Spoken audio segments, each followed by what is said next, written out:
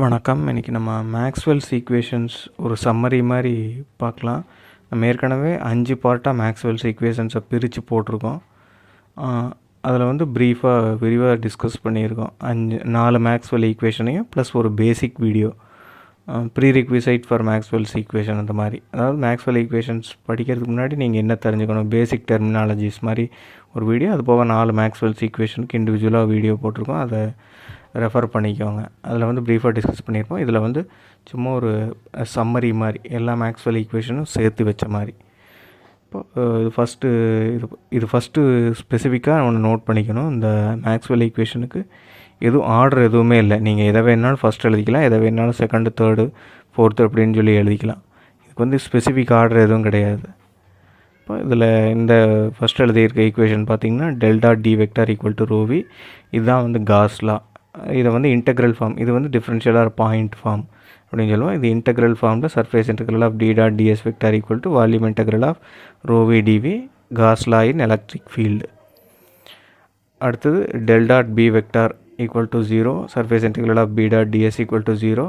இது வந்து Gauss law for magnetic field or conservation of magnetic flux or magnetic monopoles never exist.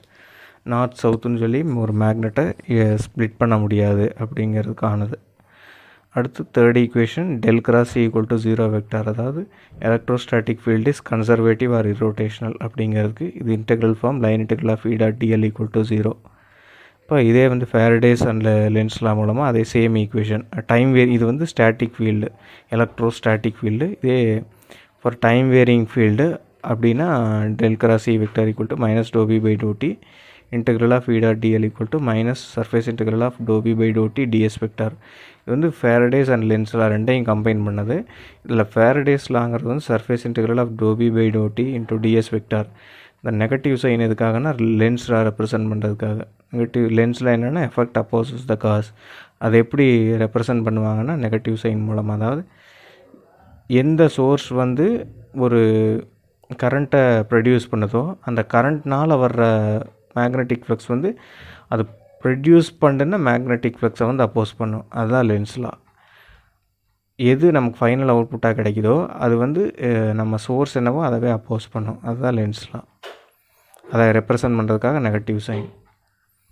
அடுத்து del cross H equal to J vector. கடைசியாக பார்த்தது Ampere's circuital law. Maxwell's equation part 5ல் discuss பண்ணியிருப்போம். Line integral of H dot dl vector equal to surface integral of J dot DS vector. இப்போ இதே modified Ampere circuital law del cross H equal to conduction current density plus displacement current density doe D by to t. இதே integral ஃபார்மில் line integral of H dot TL equal to surface integral of J dot ds plus dou D by to t ds vector surface integral. இப்போ இதில் வந்து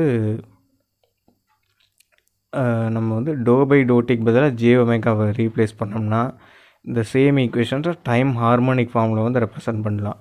இப்போ இது வந்து time varying ஃபீல்டில் Maxwell equation எழுதுங்க அப்படின்னு சொல்லி சப்போஸ் ஒரு இன்டர்வியூலையோ இல்லை எக்ஸாம்லேயோ உங்களுக்கு ஒரு கொஸ்டின் வந்துச்சு, ஒரு கன்வென்ஷனல் எக்ஸாமில் கொஸ்டின் வந்துச்சுன்னா நீங்கள் இந்த 4 எழுதணும். Del dot D, del dot B, del cross equal to 0, del cross H equal to J. இந்த 4 வந்து time invariant or electrostatic or and magnetostatic ஃபீல்டுக்கு இது எழுதணும். இதே டைம் வேரியிங் ஃபீல்டுன்னு கேட்டாங்கன்னா இந்த ரெண்டும் சேஞ்ச் ஆகாது. Del dot D, del dot B இது சேஞ்ச் ஆகாது. Del cross C equal to இது மட்டும் சேஞ்ச் ஆகும். Del cross C equal to minus dou B by to t, del cross H equal to JC plus dou D by to t. இது வந்து time varying field. இப்போ இன்னொன்று field ஒன்று இருக்குது, அதுதான் வந்து டைம் ஹார்மோனிக் ஃபீல்டு. ஸ்டாட்டிக் ஃபீல்டுனால் வந்து டிசி கரண்ட்டு மூலமாக வர்றது, வோல்டேஜும் DC voltage or DC electrostatic field மூலமாக வர்றது.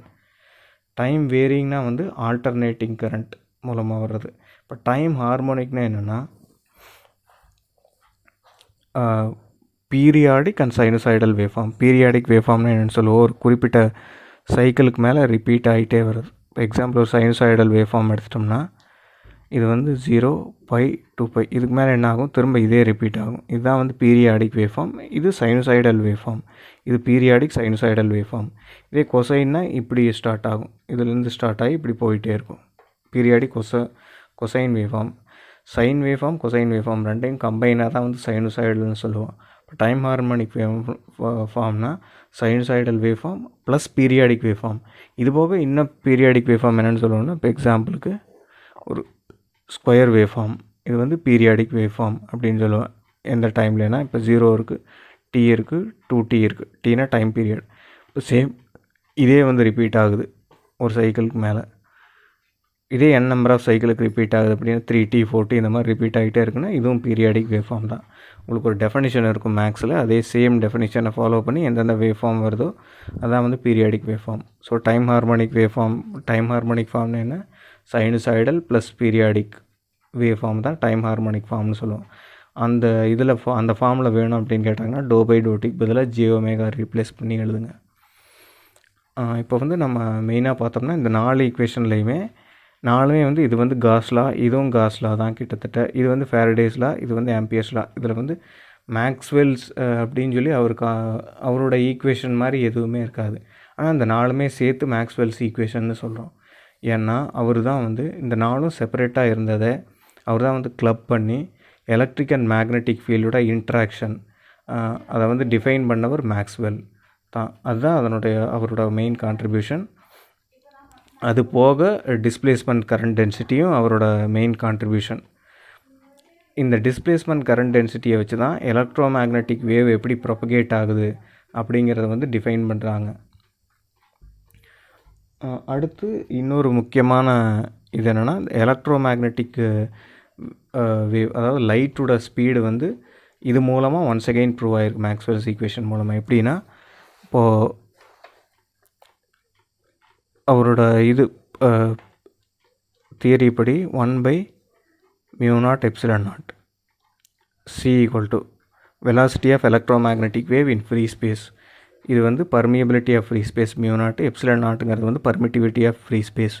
μ0 4π × 10⁻⁻7 Henry per meter, ε0 8.854 × 10⁻12 Farad per meter.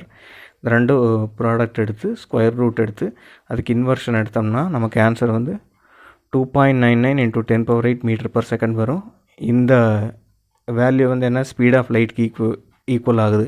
அப்படின்னு என்னென்னா, லைட்டே வந்து ஒரு எலக்ட்ரோ மேக்னெட்டிக் வேவ் தான் அப்படிங்கிறது வந்து இது மூலமாக ப்ரூவ் ஆகுது. அதனால் இந்த மேக்ஸ்வெல் ஈக்குவேஷனுங்கிறது ரொம்ப ரொம்ப முக்கியம். அதுவும் இல்லாமல் எந்த ஒரு எலக்ட்ரோ மேக்னெட்டிக் வேவாக இருந்தாலும் இந்த 4 மேக்ஸ்வெல் ஈக்குவேஷனை சைமுல்டேனியஸாக சாட்டிஸ்ஃபை பண்ணி ஆகணும். அப்போ தான் வந்து அது ஒரு எலக்ட்ரோ மேக்னெட்டிக் வேவாக வந்து கன்சிடர் பண்ணுவாங்க. இந்த 4 மேக்ஸ்வெல் ஈக்குவேஷனை எந்த வேவ் ஃபார்ம் சாட்டிஸ்ஃபை பண்ணுதோ அதுதான் வந்து ஒரு எலக்ட்ரோ மேக்னெட்டிக் வேவ். லைட்டும் ஒரு எலக்ட்ரோ மேக்னெட்டிக் வேவ். அதனால் சின்ஸ் லைட்டும் ஒரு எலக்ட்ரோ மேக்னெட்டிக் வேவ்ங்கிறதுனால மேக்ஸ்வெல்ஸ் ஈக்குவேஷன் வந்து குவாண்டம் மெக்கானிக்ஸ்க்கு ஒரு முக்கியமான ஒரு ரோல் ப்ளே பண்ணியிருக்கு. அதாவது மேக்ஸ்வெல்லோட ஒர்க் வந்து ஐன்ஸ்டீன் அண்ட் நியூட்டனுக்கு அப்புறம் சயின்ஸில் வந்து ஒரு மிகப்பெரிய கண்டுபிடிப்பு அப்படிங்கிறாங்க மேக்ஸ்வெல் ஈக்குவேஷன். அந்தளவுக்கு முக்கியத்துவம் வாய்ந்தது. இந்த 4 ஈக்குவேஷன் ஆல்ரெடி இருக்கிற ஈக்குவேஷனை கிளப் பண்ணி ப்ளஸ் புதுசாக டிஸ்பிளேஸ்மெண்ட் கரண்ட் டென்சிட்டி கண்டுபிடிச்சது. ஸோ இதுதான் இம்பார்ட்டன்ஸ் ஆஃப் மேக்ஸ்வெல் ஈக்குவேஷன். இதுதான் இஎம்எஃப்னாலே ஃபண்டமெண்டல்ஸ் வந்து மேக்ஸ்வெல்ஸ் ஈக்குவேஷன் தான். தேங்க்ஸ்.